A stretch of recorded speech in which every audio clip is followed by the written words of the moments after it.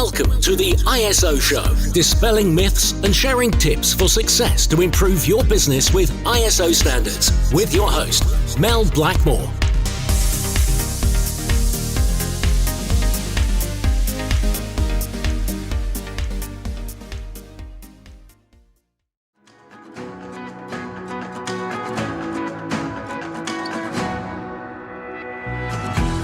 If you're listening to this podcast, then you're in great company. We've got thousands of listeners who have a thirst for continuous improvement and raising standards in business. Whether your interest is in quality, sustainability, or risk standards, I'd love to welcome you as a member to our online platform for all things ISO, the ISology Hub. The ISology Hub is the leading place to get access to all of your online resources, from in-depth training courses through to our very popular coffee break training, to templates and action plans and many other resources to help raise standards. As a member, you get access to over 100 courses, taking you from learner to practitioner to leader.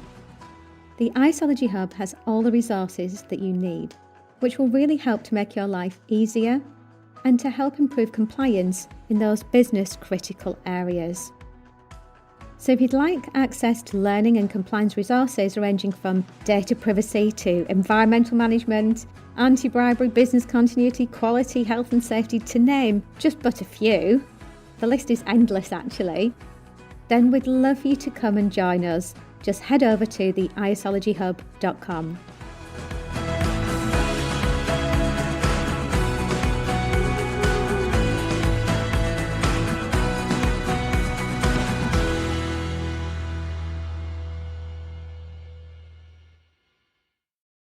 Hi and welcome to the ISO Show. Thank you very much for joining me today.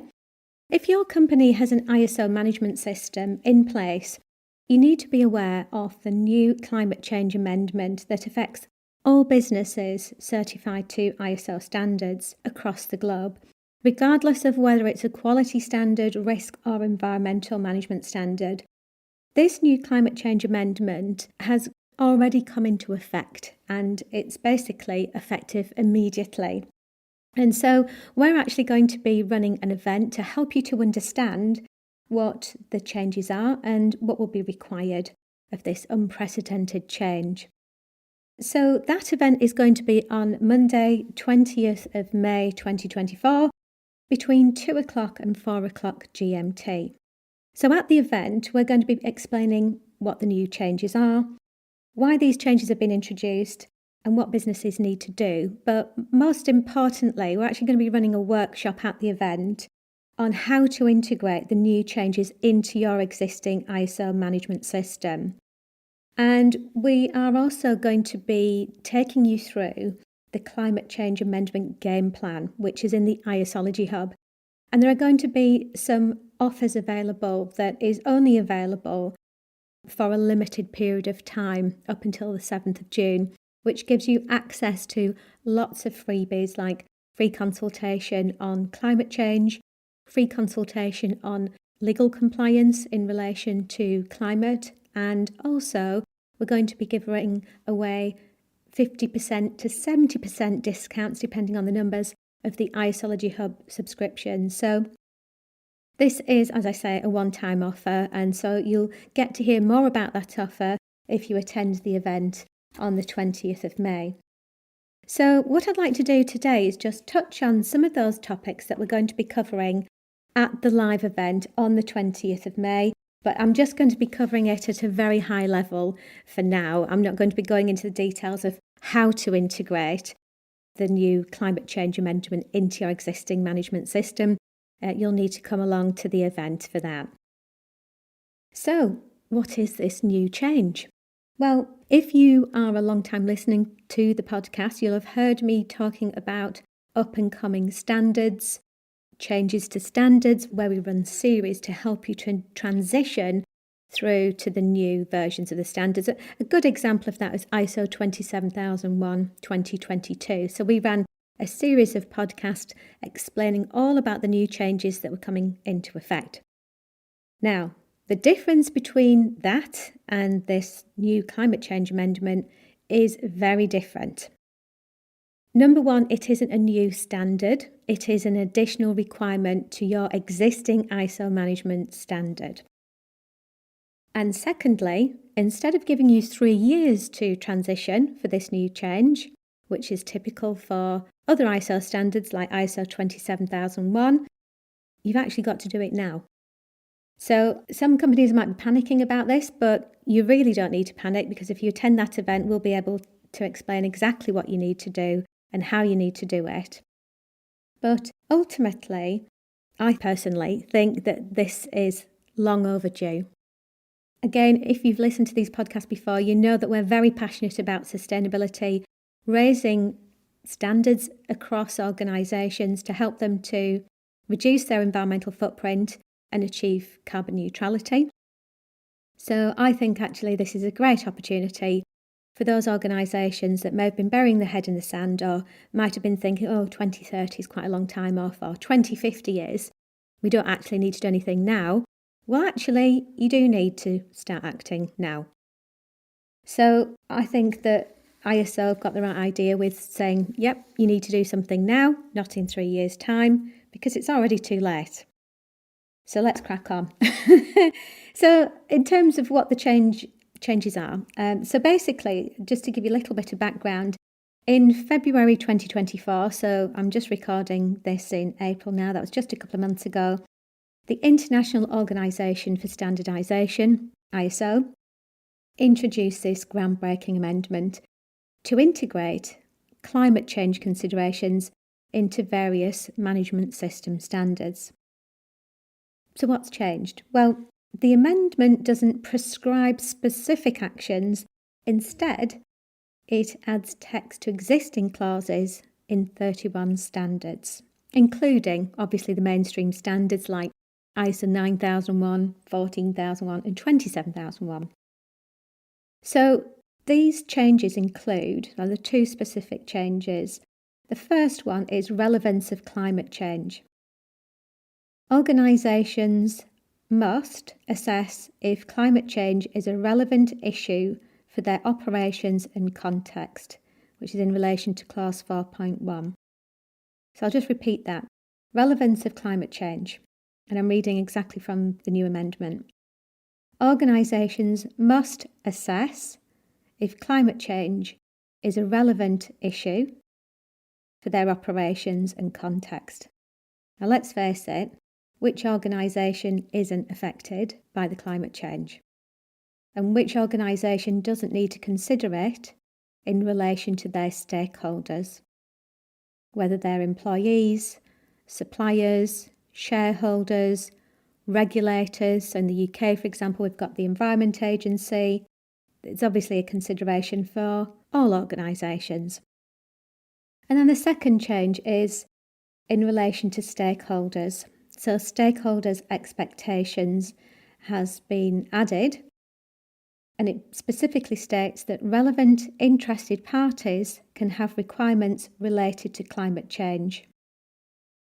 So this is about understanding, out of all of your interested parties, which of those have a requirement related to climate change. Again, we're going to be covering this in more detail at the event. But we know at Blackmores, for example, that many organisations are implementing standards like ISO 14001 because it is a supply chain requirement. We also know at Carbonology, that's the other company that I'm the CEO of, that organisations want and need to verify their carbon footprint and achieve net zero. And more often than not, there are key stakeholders that are driving that specific requirement. So they're the two main changes.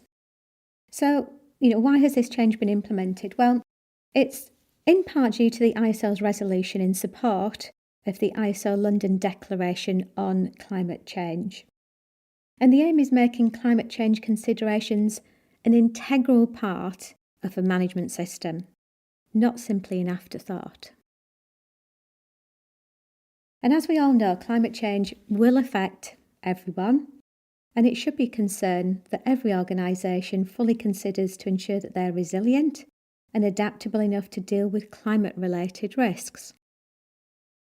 And this amendment means organisations will need to address these risks wherever relevant and integrate them into their strategic objectives and look at what can be done from a risk mitigation perspective. So this isn't just the UK, this is the global business community. It's the global business community that are going to be the driving force for paving a way to a more sustainable future. And it all starts with the way that we work and making a shift towards embedding environmental consciousness into the very heart of every single business. Now, we all know that ISO standards are widely adopted, and so this could have a major positive impact because this change offers a catalyst for meaningful climate change action at a global level.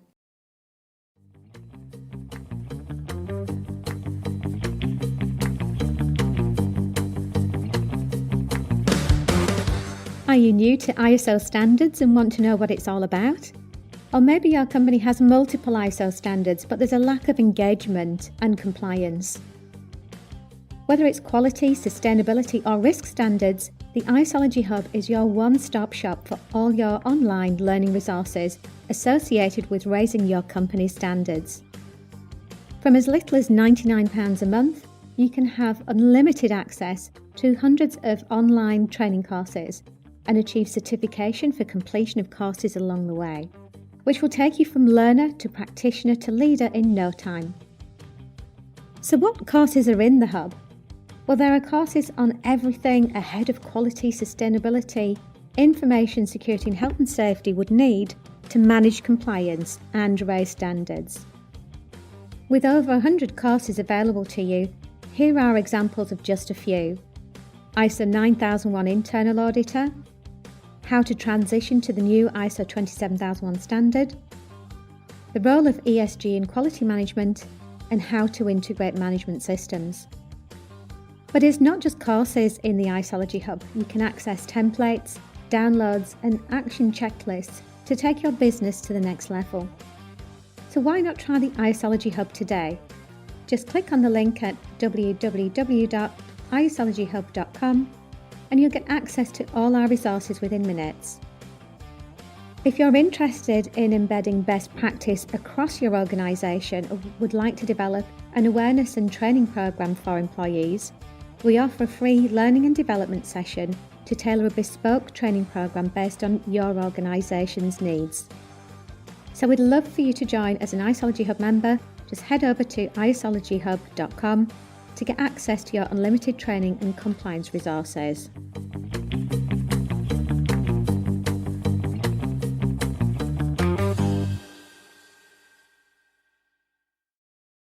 So what happens if you ignore this, just bury your head in the sand? Well, certification bodies are already asking about these amendments, with immediate effect. So you basically need to address these changes ahead of your next certification body visit. So if you don't, you could run the risk of getting a non-conformity because within that amendment in clause 4.1, it specifically states must. So there isn't any getting away with it and just simply ignoring it. So we'll be taking you through how to integrate the new changes at the live event on the 20th of May. So I'm not going to be going into detail on that now because there are basically 5 key actions that you can take, and then we're going to be breaking out into different streams in order to be able to focus on a specific work stream that you're interested in, whether it's integrating the new climate change amendment into your existing 27001 management system. That's one work stream that we're going to be running, or whether you want to create a carbon reduction plan and take it beyond just the amendments or achieve net zero. So there's going to be 4 different work streams that you can join to be able to ask any questions that you want, and basically it's going to be an interactive session. So I'd just like to end with, what we think that the potential benefits are as a result of this new amendment. And let's face it, some of these benefits will already be felt by those companies that have got an existing environmental management system. For for example, one that's certified to ISO 14001, or an energy management standard. But I think if we're looking at this from the bigger picture, it is going to have a positive environmental and societal impact by helping all organisations to immediately consider what their carbon emissions are, and also about the consumption of various resources. It's also going to help to address climate change through basically demonstrating a commitment, which obviously is very attractive to environmentally conscious customers and also investors. From a financial and operational point of view, this is something that we've identified over the years, is that there can be significant cost savings that can be derived by having climate conscious practices which focuses on cost savings, so reducing energy bills and reducing waste and improving resource efficiency. But it can help to improve resilience and risk management across an organisation because it helps you to consider climate related risks, for example extreme weather events or resource scarcity. And of course it helps to focus on innovating. So there's actually significant funding that's available from lots of different governments across the globe to help improve areas such as, cleaner technologies or, sustainable product development. So a lot of organisations that have been in manufacturing are using this as an opportunity to help to advance our technologies to deliver more sustainable products. Another key benefit is improved reputation and stakeholder engagement. So it's only going to help to demonstrate a positive brand image and also help to build stronger stakeholder relationships if you can effectively demonstrate compliance to these changes within your management system. So whether that's a policy statement, objectives, there are numerous different ways which we'll be talking about in the online event on the 20th of May. But yeah, that definitely helps to build stronger relationships with, your investors, customers, and also, of course, the regulators.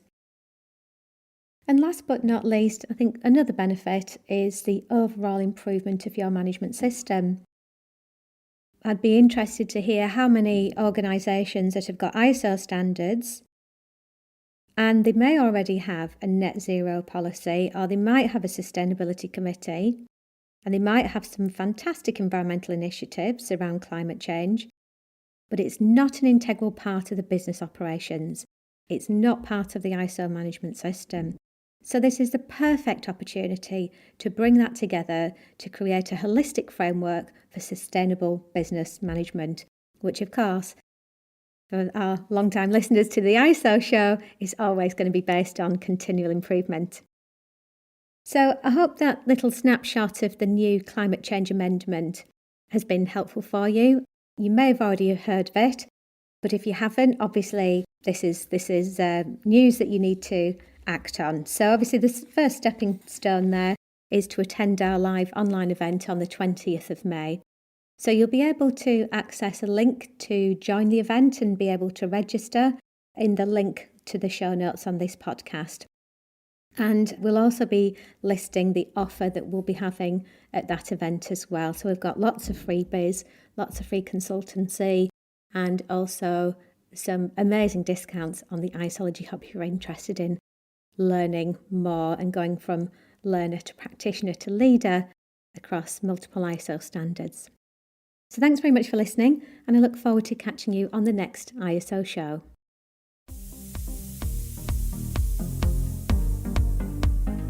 Looking to use ISO standards to drive better business practice? Contact us at blackmoresuk.com to access further information and book your free 15-minute call.